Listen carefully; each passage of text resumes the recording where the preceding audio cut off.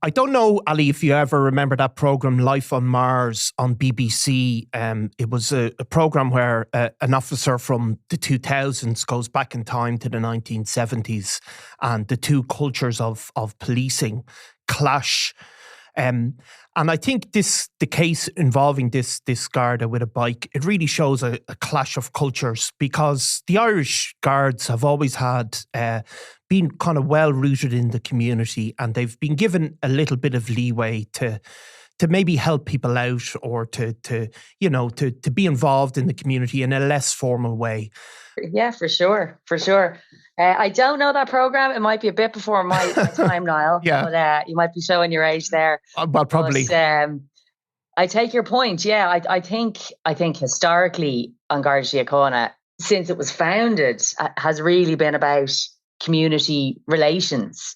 And I think because we're a smaller country than the likes of the UK, for example, our kind of closest neighbour, because we're smaller, there's always been a very good relationship between Gardaí and the local community, particularly in kind of rural areas where the local Garda, I mean, you'd know them from the local GAA club, you'd know them from the local pub, you'd know them on a personal level. They kind of be your friend and your neighbour. So that's always been kind of part and parcel of Irish policing, and even in parts of Dublin as well, and other cities. It's kind of something, and it's something An Garda Síochána has kind of prided itself on, I think, always. Yeah, as well. A use of discretion within reason. Now, obviously, there's reasons why that discretion has also been abused. But in this case, that discretion, I think almost any human being hearing the story would say, this is an example of discretion used wisely and compassionately. You obviously broke the story, Ali. Can you kind of give us the rundown of what happened? Yeah, so I remember getting a call from a contact of mine about this in, I think it was December of last year, just kind of outlining to me that something bizarre was happening in a kind of rural enough area in the Midlands, and that a Garda had been suspended over giving a bike to an elderly man kind of in need. So it kind of took me quite a while to get to the bottom of it, because the information was kind of half wrong in terms of what part of the country it was and all of this. But I kind of eventually got to the bottom of it in the beginning, at the beginning of when I first started writing about it in December. And that seemed to be that a Garda had recently only just gone back to work after 3 years suspended.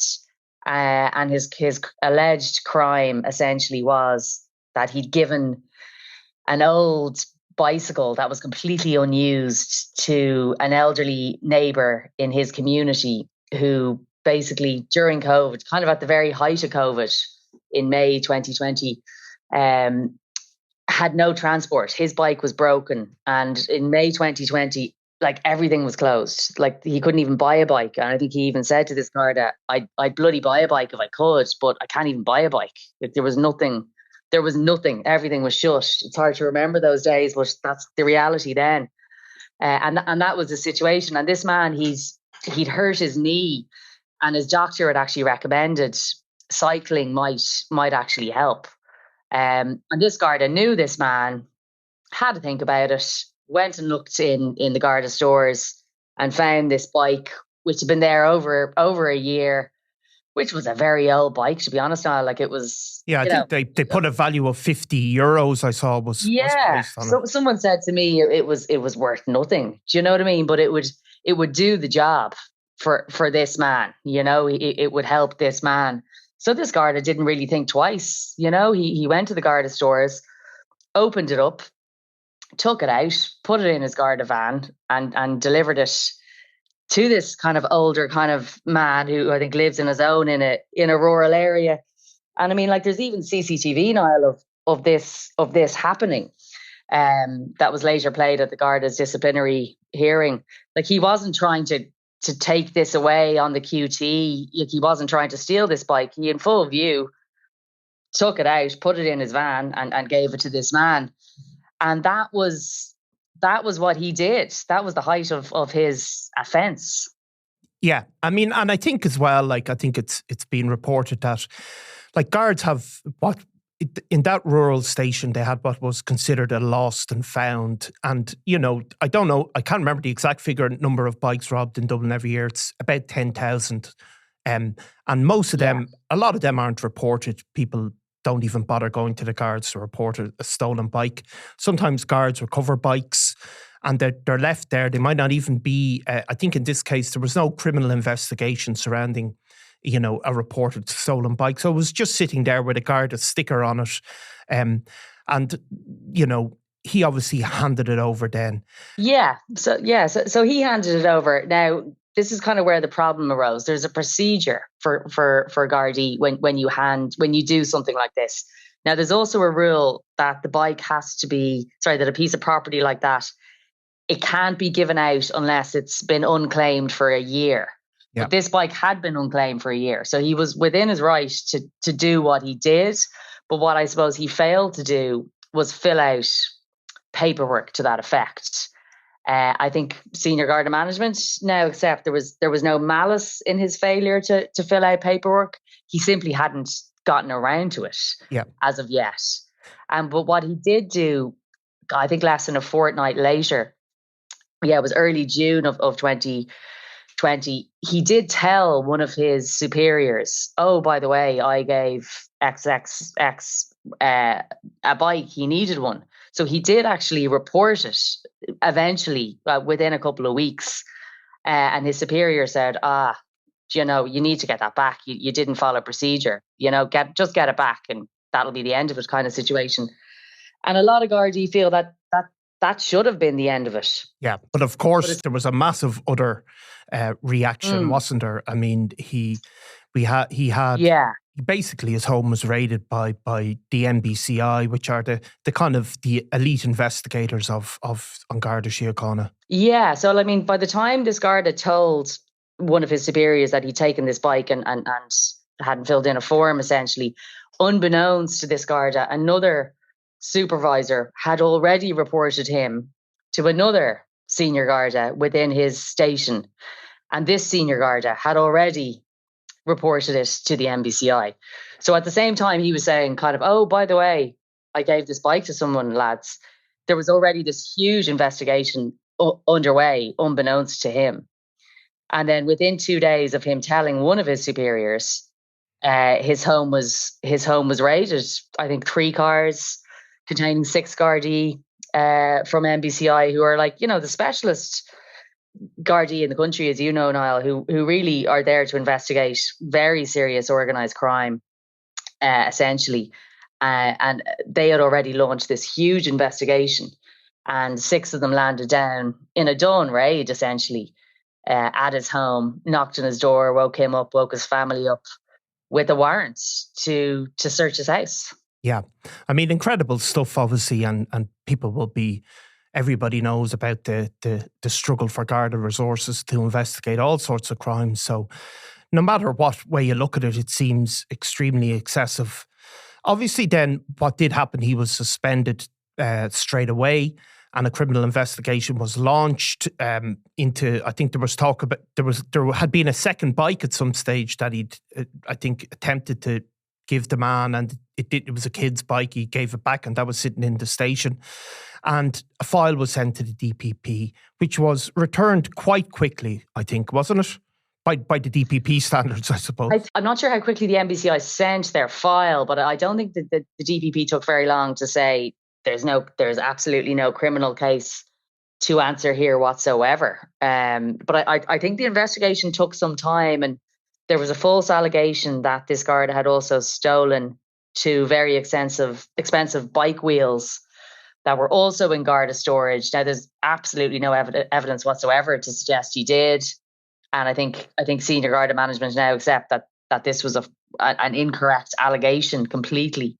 And so all of that was rumbling in the background. So I think the NBCI probe actually took some time, because it was 3 years. It was just over 3 years before this Garda was cleared by the DPP, and then he was permitted to go back to work at that point after the DPP said this man has absolutely zero criminal case to answer. But unfortunately, it still wasn't over for this officer, because he still had a disciplinary case to answer. If you consider, anybody would understand that's hugely stressful. But what do we know at the officer at the centre of this? We're obviously not going to name him or anything, but this is a guy who's been a guard for, I think it's a number of 3 decades, highly commended officer, perfect disciplinary record. I mean, that's the type of guy we're dealing with, isn't it? Oh, for sure. I mean, yeah, like, I mean, he had his 30-year service done. He could have retired at any stage during this process, because, you know, he had his career was essentially, he was able to leave the force if he so wished. But I feel, I get the impression from sources that he wanted to see this out, and he wanted to clear his name. He didn't want to leave under any kind of a cloud, because he's someone who was extremely well liked in his community. You know, his life was completely turned upside down. You know, there was obviously a lot of whispers about him. I mean, why the hell are Garda cars speeding into this rural area and raiding his house if he didn't do anything wrong? And then for it to go on for 3 years, you know, it's that's a very long time, obviously, to deal with this kind of hanging over you. And then I think there was issues in terms of the NBCI probe as well. Like, a couple of weeks after the raid on his home, he had to meet the NBCI to be interviewed about what actually happened. So it's kind of just seemed to be a litany of issues here at play from start to finish that just caused so many problems for him on a personal level. And I think now it's caused so many problems for Garda Síochána in terms of why this happened. Yeah, because since obviously he's been cleared, and you know, the more and more details have come out of the investigation, the cost of it, the extent of it, there has been a severe backlash, not just against Garda management, but also directed at Drew Harris. And the GRA, the Garda Representative Association, have been, you know, put out really, really strong words this week. For sure. And I mean, in terms of this Garda suspension, like, that was signed off on by a chief superintendent rather than Drew Harris himself. But I suppose a lot of people are making the point that, you know, ultimately Drew Harris is responsible for Garda Síochána and all the decisions that are made within it. So I don't think Drew Harris had any direct involvement in this case, but ultimately he's in charge of the organisation.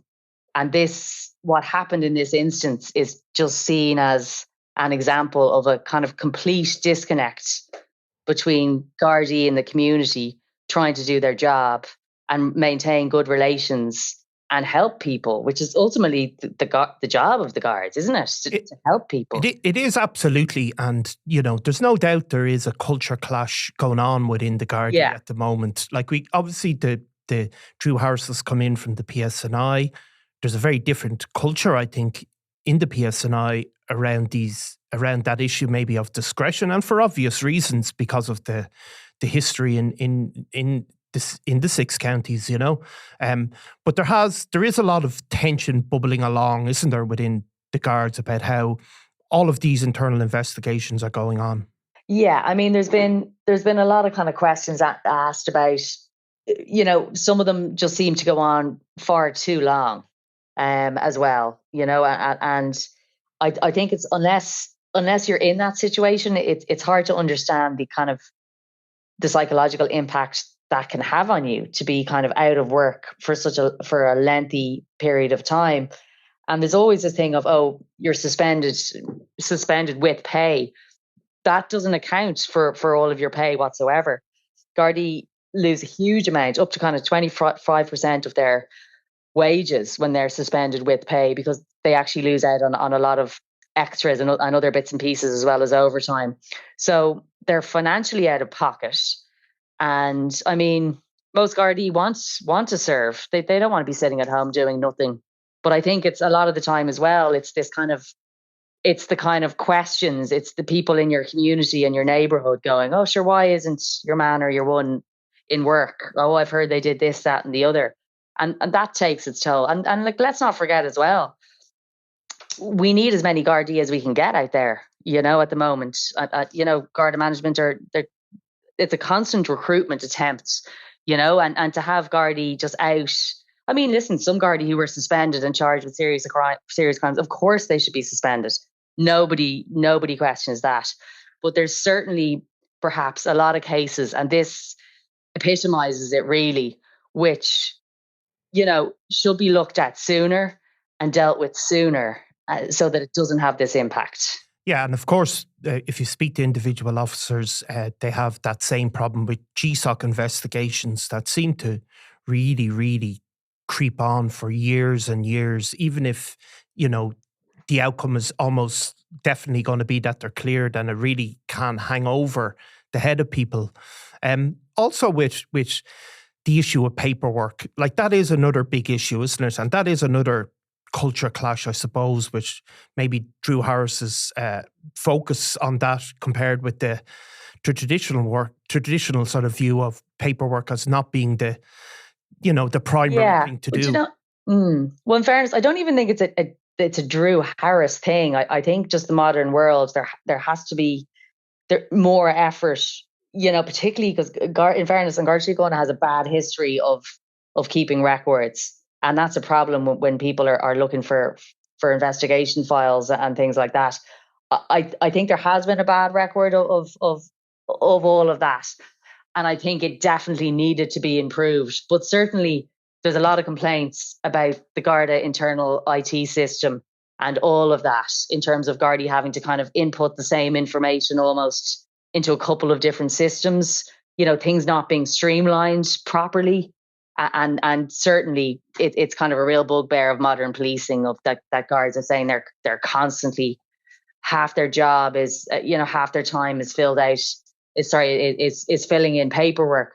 And in fairness, the Garda at the centre of this bike controversy, like I said, he's serving for over 30 years. It wouldn't have been like that, for much of his career.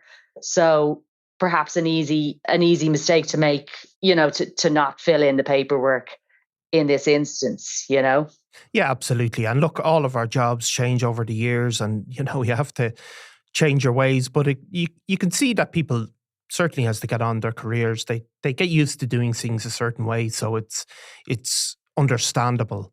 I mean, certainly, yeah. And what are, is there any, the consequences of this? It has, it's a great story you broke, and it really has received a lot of attention, hasn't it? Is stuff going to change, you think? Yeah, I don't think this story is over at all. I think there's plenty more turns in it. And I think given that this story has really just become such a big issue and really struck a nerve, I think, with people all over the country and gotten so much media coverage now everywhere, I think there are questions that are going to have to be answered about how it went this far and how possibly the conduct of some of the Gardaí involved. Essentially, I think there might be repercussions. I don't think it's going to go away, to be honest. I think there's more to it still. And do we know the guard at the centre of all this? He's back in work, and after he was cleared criminally. He was back in work on restricted duties kind of in the last quarter of last year. So I think it was around October, November. And then he was on restricted duties because of the disciplinary issue. And restricted duties just meant basically he could only work in the Garda station. He wasn't allowed essentially do what he loved, actually work with the community or go on operations essentially. He was kind of desk bound, which I believe wouldn't have been his speciality. Yeah. But so that would have been lifted, I believe, as soon as he was cleared a couple of weeks back. I'm not sure if he's actually returned to work. I think he might have taken a little bit of personal time, understandably. I mean, I think this Garda as well. He hasn't. I think he's as shocked as anyone, but by just the amount of coverage, and that's probably quite overwhelming. He hasn't been dealing with the media at all. He's kind of he's just trying to keep his head down and get on with things. He's obviously delighted to be cleared, but he hasn't kind of courted any publicity at all. So I think he's probably somewhat overwhelmed because he didn't expect this and he didn't seek this coverage at all. To be fair. No, it's just something I suppose we can all relate to that, and it is I suppose, everybody's nightmare to end up in that kind of Kafkaesque sort of trial situation. Yeah. We don't often reference Kafka on Crime World, but we have today. So, but there you go. First time for everything. There is. So, well, look, Ali, we'll return to it and we'll see how things play out. And thank you very much for joining us today. Thanks a million, Niall. Lovely to chat to you. I'm Nicola Tallant and you're watching Crime World, a podcast about criminals, drugs and the underworld in Ireland and across the globe. Make sure you subscribe to our channel and turn on notifications so you can be the first to watch all our latest episodes. You can also listen wherever you get your podcasts.